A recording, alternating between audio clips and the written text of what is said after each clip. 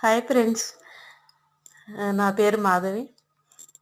ఈ సీడ్స్ అపార సారీ దగ్గర నుంచి తీసుకున్నానండి. చూసారండి ఎన్ని రకాలు. ఆ సార్ దగ్గర సీడ్స్ కూడా మంచివి ఉంటాయి.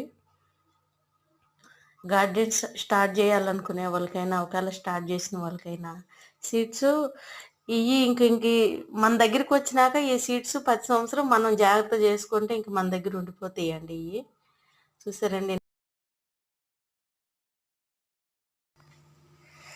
చూసారండి టమాటా సీడ్స్, బెండకాయ, కీర, సొర,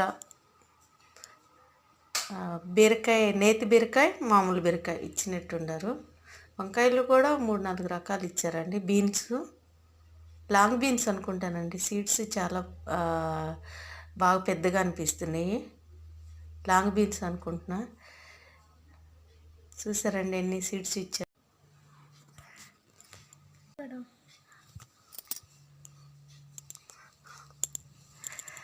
చూసారండి.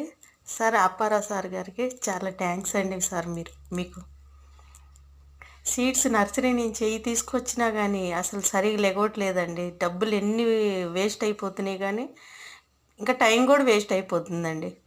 మీకైతే చాలా చాలా థ్యాంక్స్ అండి. సీడ్స్ ఎంతమందికి ఇట్లా పంచుతున్నారో మీరు, నిజంగా ఎంతమంది మీ